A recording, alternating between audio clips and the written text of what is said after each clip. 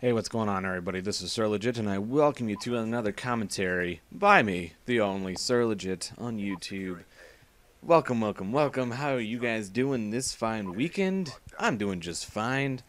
Anyways, let's go ahead and get started here with this commentary. First of all, I started using the 870 shotgun. God, man, I wish I could have done better like I did the other day. That I didn't actually record my gameplay. I did really well with the shotgun. I think I was like 40 and like 17 with the 870. Um, really, it's cheap. Whatever. I don't care. But you can't beat them. Fucking join them. Well, with the shotguns at least. I'm not gonna break down and use the KSG. That thing is, I don't know. But so yeah, I decided to use the 870 shotgun in this gameplay here on domination.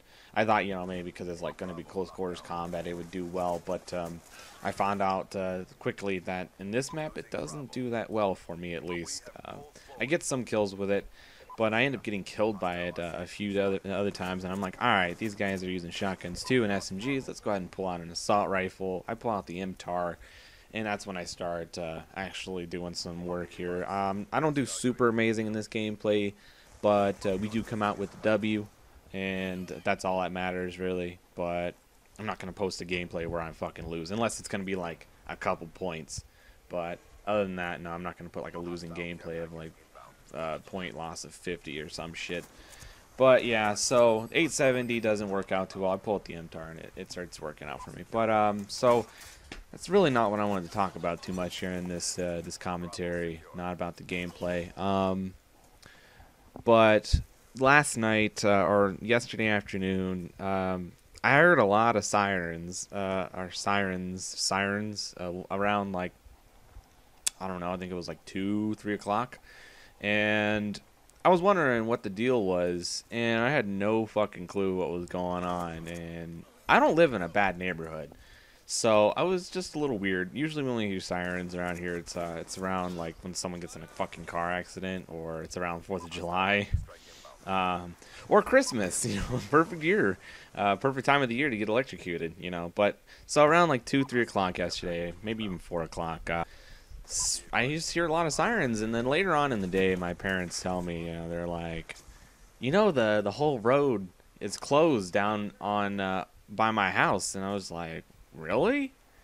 I was like, what's going on? And they're like, this is a huge car accident down there. And she thought she saw people in a car, stuck in the car, but we're not too sure because they had it all blocked off. They literally had it blocked off. So people had to go around. If they want to get into the neighborhood, they had to go around a different way. And I go down and I check it out. I ride my bike down to the end of the street, down close to the blockade where they have it blocked off. And I saw the cars. I didn't see anyone in the cars. There was quite a bit of commotion going on down there, and it was pretty crazy. Usually car accidents here aren't that bad, so they closed the street. We were wondering, maybe someone died. Maybe someone got hit so hard in the car that they died. And I was just like, that's really fucked up, people that die in a car accident. Usually people die in a car accident when there's usually a drunk driver involved or something. Someone fucking not abiding the law of speeding. And I do believe that's the speed limit on that street. I'm going to say maybe 50, maybe 45. I'm not sure. So it's really not that fast. I know. 40, 50 miles an hour can definitely kill someone in a car if you hit them hard enough. But, yeah, so we didn't know what was going on. Why the hell they closed the street.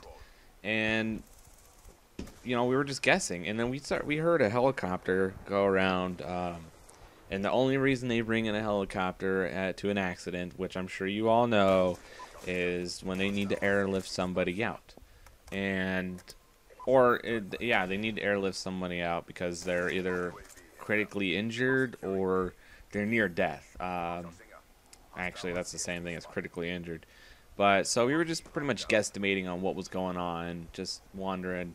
And, the night went on. We didn't really go look anymore, but the street was closed off from like 4 till at least 7:30. So it was like a 4-hour closure on that place. I didn't go look any later than that. I didn't ride my bike back down there and go look, but pretty much the night went on, and then this morning, we look on our daily newspaper, and we go to find out that actually a pedestrian was he was jaywalking. So that didn't sound too well right off the bat right there. It was some guy, 42 years old. He ended up getting hit by two cars. He got hit by two cars on a four-way street. That's pretty much like a highway where I'm at. So don't really. I mean, I've jaywalked on that street before. Jaywalked on that street before. And I usually when I jaywalk, I usually make sure that the street is fucking clear. So I'm gonna say around 4 o'clock here where I live. 4 o'clock, the sun is still up. You can obviously see cars like oncoming cars, and it's not that hard to see really. So I don't understand. But yeah, this guy ended up deciding to jaywalk at 4 o'clock in the afternoon and got hit, not by just one car, two cars. So I'm assuming he didn't die right away, but yeah. So I guess like 'cause my mom had told me, because they had fucking I guess there was like a huge mess in the street, like they were working on someone on a stretcher in the street.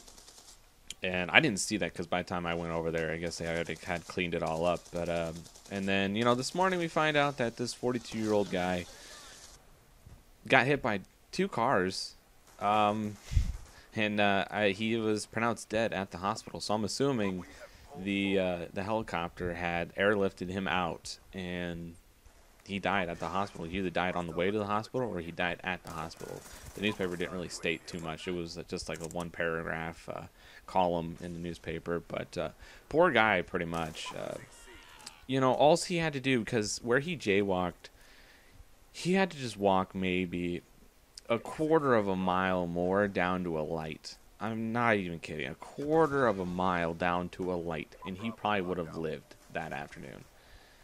So, pretty much, moral of the story is jaywalk only if it's clear enough. Actually, don't even fucking jaywalk. Don't do it. If the light's near, and if you're going to go in the same direction where that light's going to take you, go across the light. Go across at the intersection where there's a light, where they make the cars stop, because your chances of getting hit are decreased by a shit ton.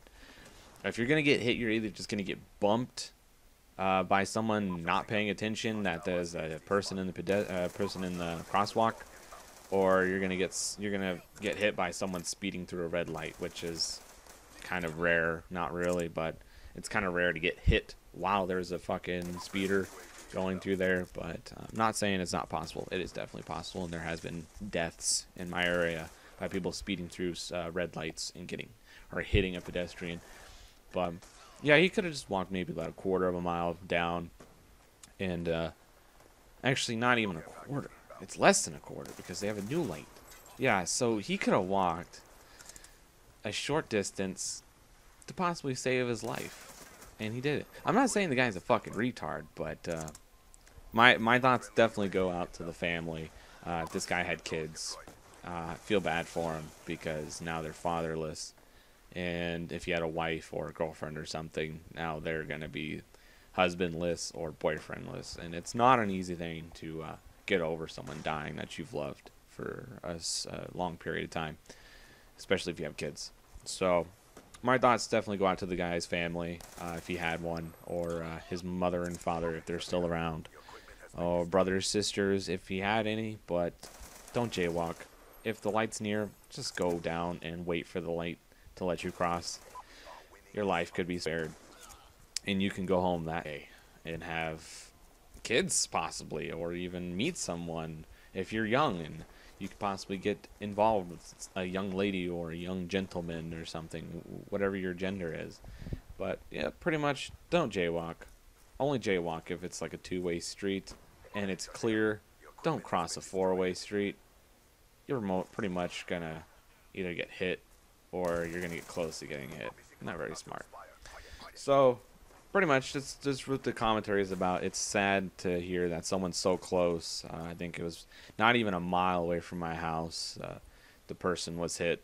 So, and I go by that street quite often, and just to think that someone actually has been hit there now. It's the first time I think someone's been hit in that area. So it's definitely kind of scary. So I'm not gonna jaywalk that street anymore. So anyways, I hope you guys enjoyed this little commentary here about jaywalking and getting hit by cars. But my name is Sir Legit. I hope you guys don't jaywalk. And comment, like, and subscribe if you want to. And I will catch you guys in the next commentary. See you guys later.